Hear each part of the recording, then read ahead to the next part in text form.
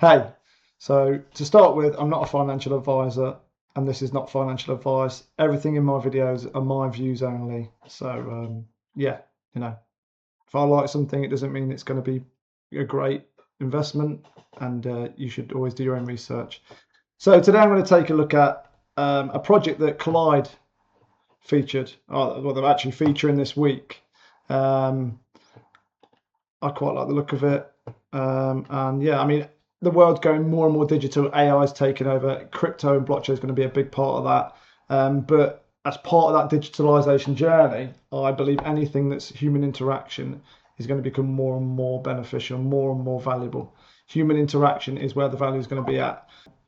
I think has got sort of a massive value add as things go more digital. Yeah, so RaveDAO, redefining the future of entertainment through Web3. Now, from what I can see, these focus a lot on music festivals. They've got their own music festival, and yeah, I mean, it's obviously exciting stuff. Just going straight into CoinMarketCap and looking at the token, it's gone absolutely ballistic over the last sort of couple of weeks. Well, the last few days, which is mental. But I don't really want to focus solely on that because I think, as we know within crypto, these things can be hype driven, and if they've got the right backing, token manipulation is still rife. I think as we're moving into a more regulated environment, that's going to happen less and less. But at the moment, it's still happening. So again, the token's gone absolutely ballistic. And if anybody was holding this token, if anybody was holding Rave, you've done amazing. And if I wasn't a holder previously, if I was a holder now, I'd be dollar cost averaging out.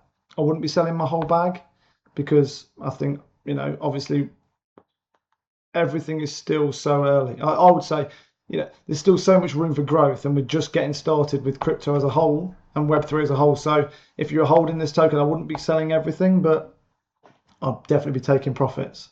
And at the end of the day, if you're not selling the green, there is a chance that you will be a bag holder forever, and that is not what you want.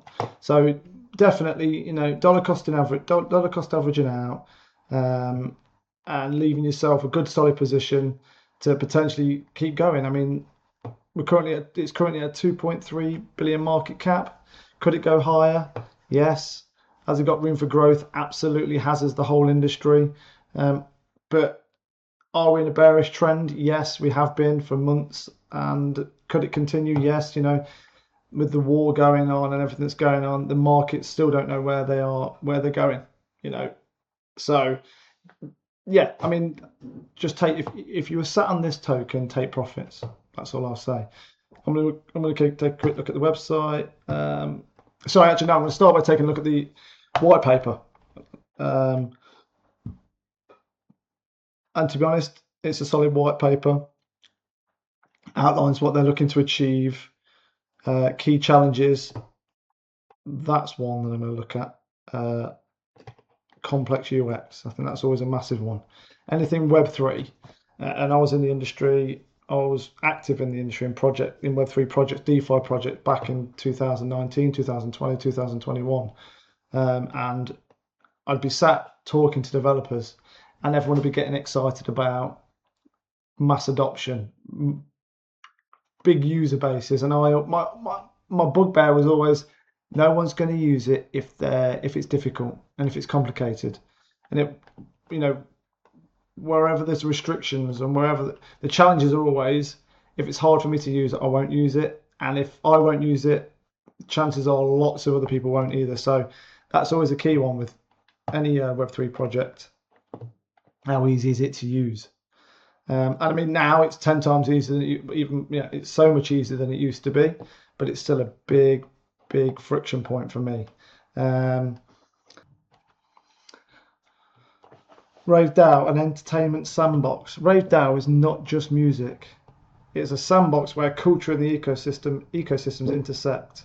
So, I mean, it's really important here to say that their focus seems to be on growth, like not where they are just today, and not limited to we're creating everything for everybody. It's about network and encapsulating what's already existing, because as we know, the entertainment industry is worth billions. So to be able to tap into that, and I think they mentioned somewhere on here about being a bridge. I mean, how to bridge into that existing industry is massive, and that's where future value lies. It's not about necessarily trying to capture value and take it away. It's about tapping into it. So, I mean, again, this project really seems to nail that element of it, at least in what they say. Web3 projects test real-world adoption through NFT ticketing. I was involved in an NFT ticketing project way back 2020.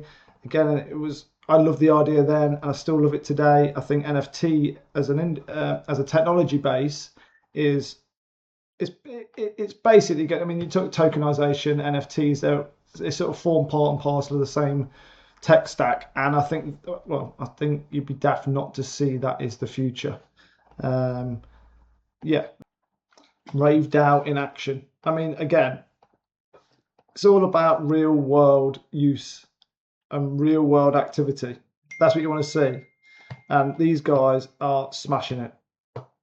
Since 2024, RaveDAO has staged flagship events alongside some of the world's biggest cultural and Web3 gatherings, proving that music and technology can collide at a global scale.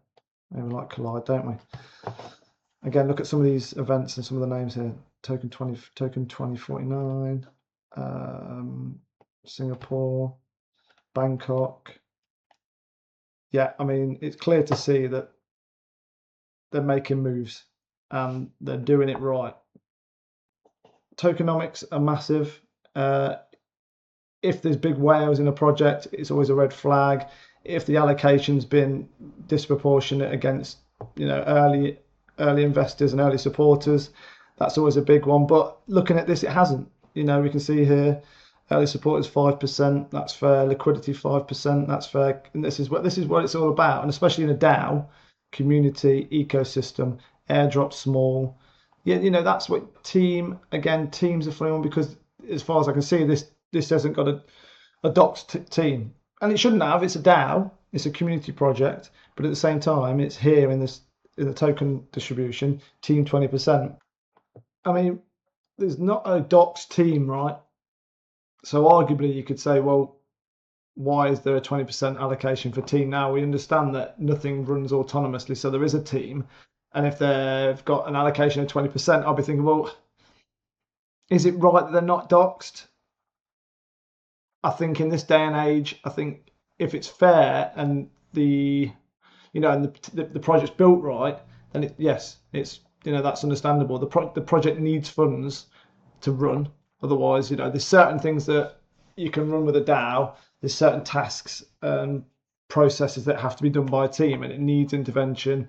It's one of those things. It's a bit of a grey area, and it has been for many years, and I think it will continue to be. But I think as long as it's done right and fair, then that's what you're going to get. If we look here, token utilities. Rave is designed for participation. Rave allows every participant to play a role in building and owning the culture they support. And I think that this B2B utilities, IP licenses, staking, stake to license, event organisers, stake Rave to franchise RaveDAO's IP. Again, we talk about utility. For me personally, I'm a big believer in utility. That's kind of, if I'm making an investment, that I look for utility tokens. I look for utility. And that's where I sit. So this is having such a strong outline here ticks a lot of boxes for me. Community 30%, ecosystem 31%. Ecosystem, as long as it's being used right, as long as anything within the ecosystem is being used to fuel the ecosystem growth, then fair enough. But that's a good one. 30%. I'm going to take a look at the website.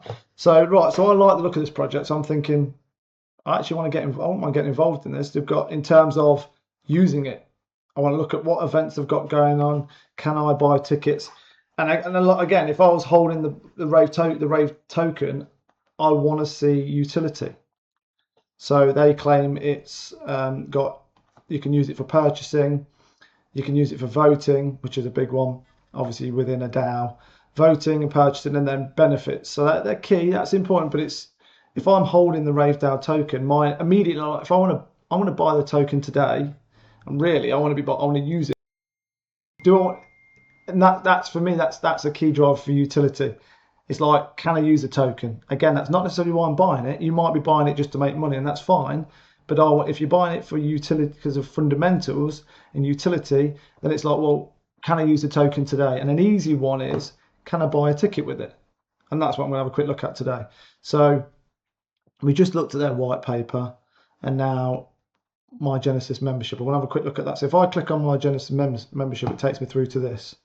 My membership. I literally signed up. It took me 30 seconds. I could use my Gmail account. And it let me sign straight up. So again, we just, as I said earlier, UX, UI, big one. How easy is it to use? So my membership, manage your membership passes and benefits. Right. So I don't really know what these are at this point. It's brought me into here. I can see my tickets. Obviously, I don't have any tickets. I've not purchased anything yet. They do have a help center. I'm not going to go through it, but it's got a search. It looks pretty extensive. But at the moment, I'm a bit, what am I doing here? So look, click that. Look, membership. Again, I don't really know what that is. And I'm new to this project, right? So if you're new to the project, you're going to be the same as me, a bit confused by that. RaveDAO. Again, this is the RaveDAO project I'm interested in, so I'm going to click that naturally. Again, I'm not getting much from this in terms of information, insight into what I'm looking at. My achievements. Again, I haven't. This is the first time I'm hitting this, so it's clearly going to be 0 points. So what I'm going to do next, I'm going to PLVR. I'm going to hit the home button. Okay, live minutes to get popular events. Okay, so now we're seeing events. There is an AI button here. I'm just going to literally hit a prompt in here so I can get something obvious going. Can I purchase ticket using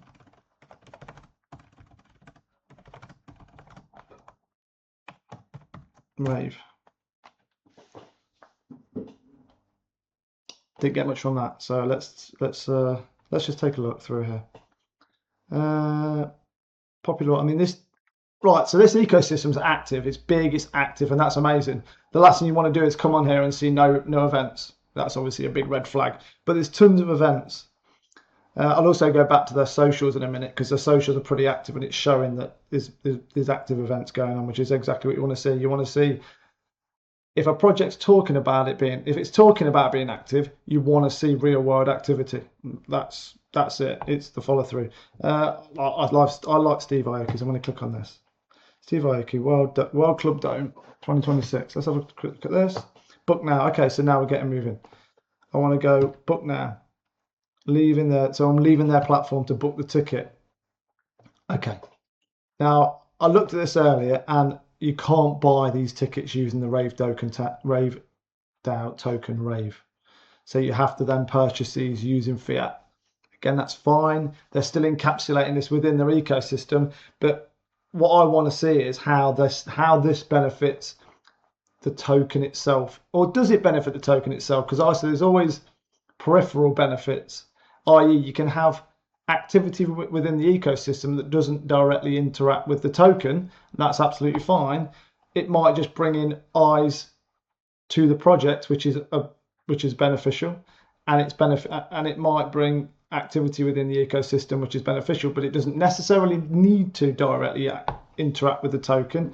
You just need to understand where the token fits into all this, directly in terms of purchasing tickets, or is it more around the